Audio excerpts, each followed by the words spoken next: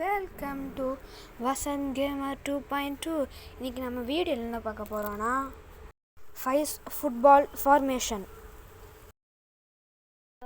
Hello friends, இப்போ நான் 5 squad இப்போ வரைஞ்சிருக்கிறேன். 5 ஸ்குவாட்டில் இப்போ டைமண்ட் ஃபார்மேஷன் பண்ணி வச்சுருக்கேன். டைமண்ட் ஃபார்மேஷன்னா ஒன்றும் இல்லை, ஒரு ஸ்ட்ரைக்கர், 2 மிட்டு, ஒரு டிஃபெண்டர், அவ்வளோதான். அப்புறம் ஒரு கோல்கி. கரெக்டாக இருக்கா? 1+2+1+1 5. So the 5 formation. இப்போ நாம் என்ன பார்க்க போகிறோன்னா, டைமண்ட் ஃபார்மேஷன் எப்படி யூஸ்ஃபுல்லாக இருக்குது, எப்படி நாம் அதை ப்ளே பண்ணோம், டைமண்ட் ஃபார்மேஷனோட அட்வான்டேஜஸ் எல்லாம் பார்க்க போகிறோம். இப்போ டைமண்ட் ஃபார்மேஷன் இப்போ உங்களோட ஸ்டார்டர்னு வச்சுக்கோங்க. இப்போ 7 கிட்ட இப்போ பால் இருக்குது. இப்போ 7 என்ன பண்ண போகிறாங்கன்னா, பேக் பாஸ் தான் கம்பல்சரி பண்ணணும். ஸோ அவங்க ரைட் ஃபுட்டர்னா ரைட் சைட் பாஸ் பண்ணணும். ரைட் சைட் பாஸ் பண்ணால் அவங்களுக்கு கொஞ்சம் ஈஸியாக இருக்கும். ஸோ இந்த மிட்டு என்ன பண்ணுவாங்க, திரும்பவும் இந்த ஆஃப்லைனுக்கு வரும்போது 7க்கு பாஸ் பண்ணுவாங்கன்னு வச்சுக்கோங்க. 7க்கு பாஸ் பண்ணுவாங்க. அப்படியே எடுத்துகிட்டு இருக்க போது திரும்ப 7 3க்கு பாஸ் பண்ணும்போது ஒரு மிட்டு இந்த பிளாக் பண்ணிட்டா, அந்த மிட்டு என்ன பண்ணுவாங்கன்னா, ஸ்ட்ரைக்கர் இருக்காங்களே, அவங்களோட டீமோட ஸ்ட்ரைக்கர் அவங்களுக்கு பாஸ் பண்ணுவாங்க. அப்படியே பாஸ் பண்ணது இந்த 2 மிட்டு பார்த்தாங்கன்னா, அவங்க ரொம்ப வேகமாக ஆஃப் சைடில் டிஃபெண்டருக்கு கம்பெனி தரணும். இப்போ டிஃபெண்டருக்கு கம்பெனி தந்தால் டிஃபெண்டிங் பலமாக இருக்கும். ஓகேவா? ஸோ இந்த டிஃபெண்டிங் பலமாக இருக்கும் போது ஆப்பரண்ட்டோட இப்போ நம்ம டீம் ஸ்ட்ரைக்கர் டிஃபெண்டிங்க்கு வரவே கூடாது. ஓகேவா? ஸோ இப்போ ஆப்பரண்ட் டீமோட ஒரு ஸ்ட்ரைக்கர், ஒரு மிட்டு மட்டும் வந்திருக்காங்கன்னு வச்சுக்கோங்க. அவங்க பாஸ் பண்ணி விளையாண்டுருக்கும் போது ஒரே ஒரு மிட்டு மட்டும் உள்ளார போனால் அவங்க உள்ளார ஸ்ட்ரைக் பண்ணுவாங்க. ஓகேவா?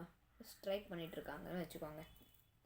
ஸோ இன்னொரு ஒரு டிஃபெண்ட் இருக்காங்களே, அந்த பாலை டிஃபெண்ட் பண்ணி கிளியர் பண்ணிடணும். கிளியர் பண்ணலாம், பாஸ் பண்ணலாம், என்ன வேணால் பண்ணலாம். ஸோ இப்போ டிஃபெண்டர் பாஸ் பண்ணுறாங்கன்னு வச்சுக்கோங்க. ஸோ இப்போ இந்த 2 மிட் இருக்காங்களே, அவங்க முன்னாடி போகணும். முன்னாடி போயிட்டுருக்கும் போது பாஸ் பண்ணி கேர்ஃபுல்லாக பாஸ் பண்ணணும். ஓகேவா? இப்போ இந்த மிட் இருக்காங்களே, ஒரு மிட்டு, அவங்க உள்ளார போவாங்க, இந்த ஸ்ட்ரைக்கர் இங்கே தான் இருப்பாங்க. ஸோ இப்போ 3 பேர் ஒரு டிஃபெண்டர். இப்போ ஆப்பரண்ட் டீமில் என்ன இருக்காங்கன்னா, ஒரு மிட், ஒரு கோல்கி, 2 டிஃபெண்டர்.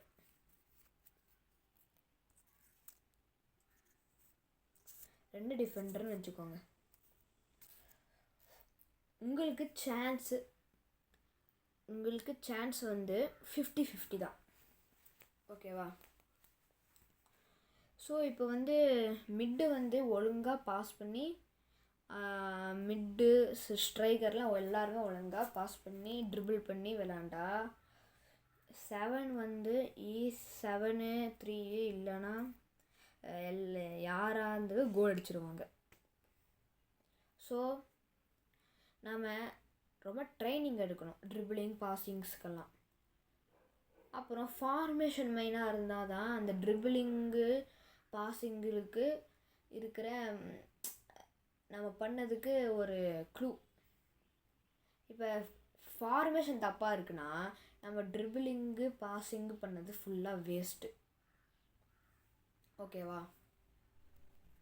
ஸோ கைஸ், இப்போ நம்ம மாற்ற டைமண்ட் ஃபார்மேஷனை அட்டாக்கிங்கும் இல்லை, டிஃபெண்டிங்க்கும் இல்லை, நம்ம பேலன்ஸாக விளாட்றதுக்கு தான் இந்த டைமண்ட் ஃபார்மேஷன். ஓகேவா?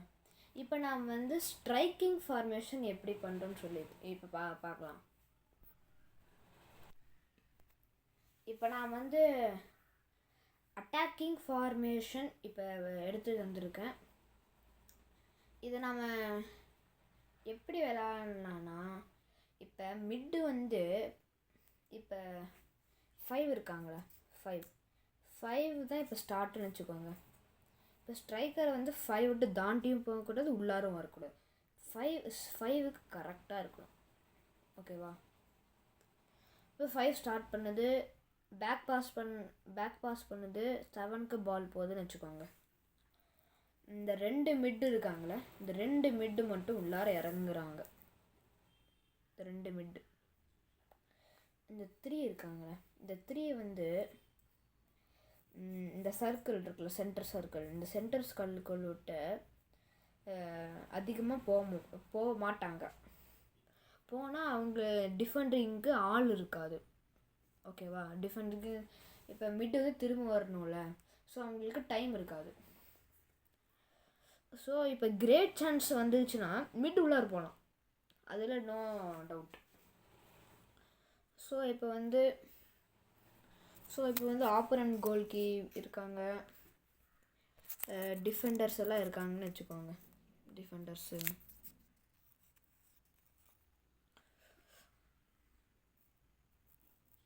இப்போ டிஃபெண்டர்ஸ் இருக்காங்களே, இப்போ அவங்களுக்கு விட்டு தாண்டி போகிறதுக்கு நம்மளுக்கு ஒன்லி அதிகமான பர்சன்டேஜ் இருக்குது.